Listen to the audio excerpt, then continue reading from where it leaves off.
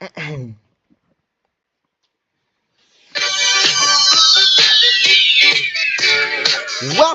to Risking It All, and here's the star of our show, Ronnie Bedeen. Thank you very much. Thank you. Good evening, everybody, and welcome everybody to Risking It All. There we go. The words just don't work for me sometimes, don't they? But anyway, welcome to another episode, a special primetime show. We only air on Sunday afternoons, as you know. So, we especially get to see an episode. Well, I guess this is our second straight show in primetime, but, of course, we'll be on Sunday afternoons. So, yeah, that's that, obviously. So, I think we're ready to get started here with the game. So, here's how this is going to work. We have $1 million in cash. It's just been handed to us right here, right now. $1 million buckaroonies. Now, we have to keep it throughout 8 questions. Or 7 questions, rather, excuse me. The 8th question, of course, since it's our 10th anniversary, we've got our 10th anniversary twist. And so, yeah, if we get to that point, we'll tell you about it. But anyway, we have to keep that all throughout the game, or as much of it as we possibly can. Now, to help us out, we'll have 3 splits, which means we can split our cash on many of the answers, because these will all have 4 multiple choices, and we can split it as we want to. And then we'll have 1 skip, which means we don't have to answer the question at all, but it will cost us half of our bank. So, yeah, we kind of have to be careful if we decide to do that, and only use it when we absolutely need it. So yeah, if we can get through 7 questions, we'll win whatever we have at the end of that. So here we go. And if we get a question wrong at any time, then the game is over right then and there. So here we go. Here is the question. First question out of 7. What famous island was known as both the Island of Hope and the Island of Tears? Ireland, Ellis Island, Cuba, or Staten Island? That is Ellis Island. All of it on Ellis Island, I should say. There you go. We are correct.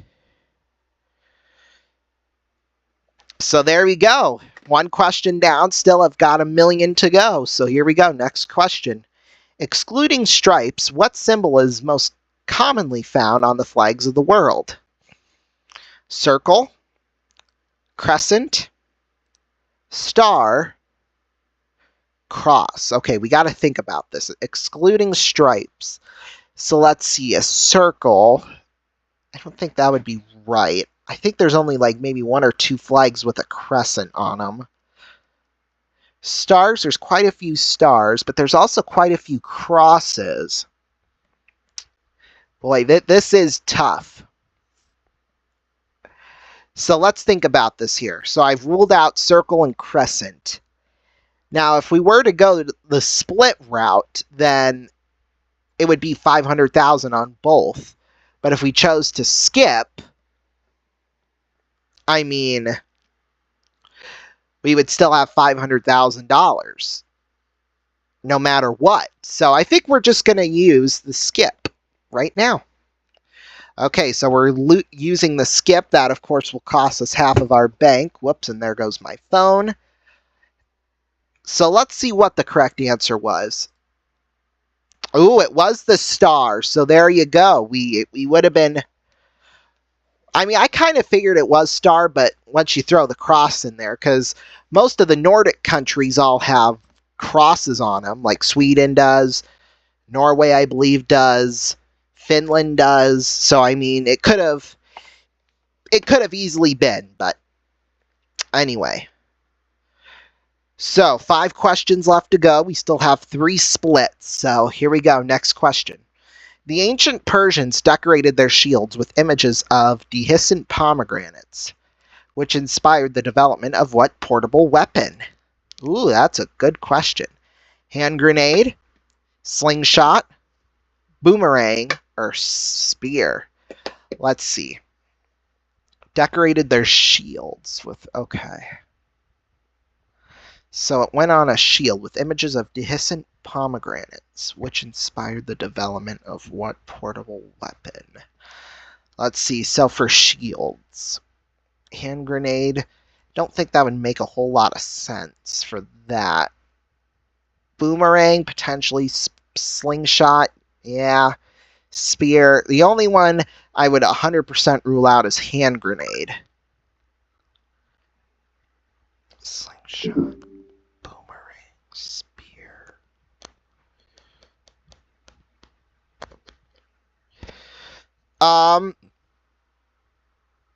We'll do this. We'll put 200,000 on slingshot and boomerang, and then 100 grand on spear. So we'll split. Let's see what the correct answer is. Of course, it was a hand grenade, the one we rule out. I mean, my goodness. So unfortunately, we lose all of our money and go home with nothing in that game. So anyway, we'll reset everything. Next question. Here we go. What was the name of the movie released in 1987 that ran for a staggering 5,220 minutes or 87 hours? Gone with the Wind, The Untouchables, The Cure for Insomnia, or Fatal Attraction? Well, I know this one, and even if I didn't know this one, you can easily rule out 3 of them. It is The Cure for Insomnia. We put all of our money on that. And we're right, just like that. Yeah, that one was a pretty obvious correct answer, if I do say so myself. So, there you go. Next question. He went where no man has gone before in his TV series, and in October 2021, William Shatner imitated art with which achievement? First man to have a brain transplant. First man to have contact with an alien. Oldest man to take up snowboarding. Went for a real-life flight in space. I think I remember this, and I believe it was a real-life flight to space. And we're going to keep our splits and skip and go everything on real-life flight in space.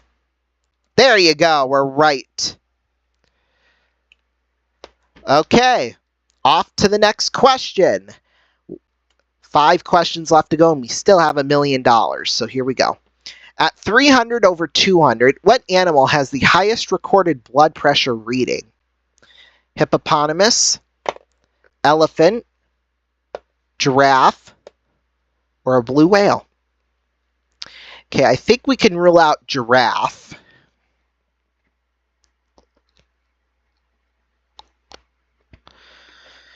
Let's see here.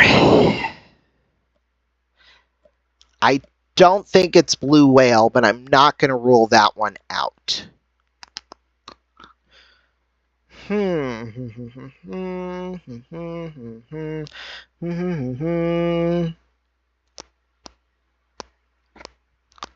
Gosh, this is a tough one. I gotta say, this is tough. I think we're going to skip this question. Okay, so we'll lose half of our bank, but we still have 500,000. It's much better than the strategy I would have done for splitting, so we still have a whole bunch of money. I would have said hippopotamus. Put the most amount of money on that. And there you go. It was giraffe. See, I rule out giraffe, and I wasn't going to put any money on that, so we made a good decision. Alrighty, $500,000. Still 4 questions left. That is a lot of money. We are in position to win so much money. Next question. Here we go. Question number 4 of 7. Who or what would a bardolitator admire? There we go. Shakespeare, Beethoven, the Bible, or Michelangelo? Bardolator. There we go. Bardolator. Well, if we knew what a bardolator was, then obviously we would know, but I have no idea. The Bible seems to be a bit out of place, because the other 3, they're like artists and authors and stuff. Composer. But bar, I'm looking at the word, and I see bar, and in a staff of music, the bar is what separates, makes the measures. So I want to say it's Beethoven. We have 500,000. I'm going to put $250,000 on Beethoven and then split 125 each on Shakespeare and Michelangelo. Final. Okay, so that takes care of one of our splits. Let's see what the correct answer is.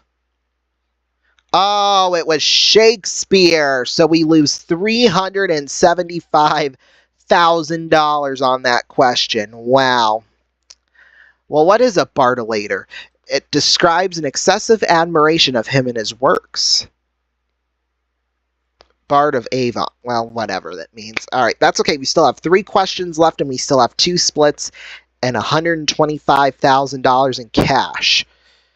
Here is the next question. What is a bowling pin made out of? Oh, Jesus. Rock, maple, wood, stone, frozen silicon, or metal? Well, you got to think of how it, what the sound it makes when it makes contact with the ball. I don't think metal would make a whole lot of sense. Gosh. We're definitely going to have to split on this one. Rock, maple, wood. I wouldn't even know what that material feels like. But that one is also kind of jumping out at me, too, at the same time. Stone, maybe. Frozen silicon.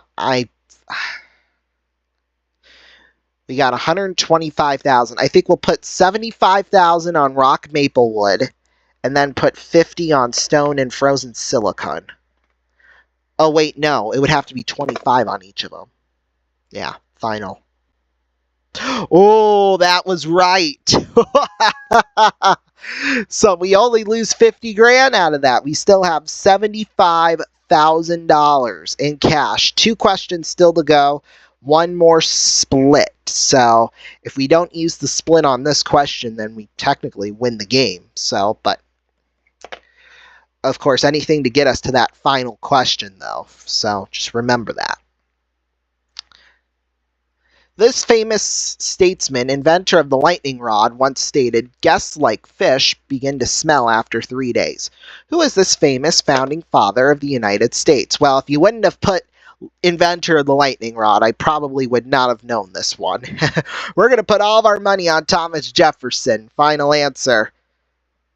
Oh, no, it was Benjamin Franklin. And, and we had this on the same exact episode yesterday, or whenever that was, our series premiere, where once I hit it and I hit the submit, I realized I screwed it up. It was Thomas Jefferson. Ah! Or Benjamin Franklin, rather, excuse me. Dang it. It's just one of those things. And we were doing so well. We were doing so well, too, as well. Well, let's see what would have been the next question had we carried over the 75,000. Director liked the plot of The Man Who Knew Too Much enough to film it twice, albeit with some character changes. Okay, this one I would not have known. So, The Man Who Knew Too Much. I would have put it on Alfred Hitchcock. And that would have been the correct answer. So we would have had $75,000. But since we didn't get to the final question, you guys don't get to know about the 10th anniversary twist. We got to get to it and win the game in order for all of you to know what that 10th anniversary twist is, because it's a fun one, and we can win so much more money doing that. So, yeah. Anyway, we are out of time for tonight, so we'll start once again with a brand new game on Sunday afternoon. It'll be after the Explorers game, and our first ever WNBA game will be calling. So that is exciting. A little nerve-wracking too, but it'll be a lot of fun, I have a feeling. So we'll see you then. Bye-bye.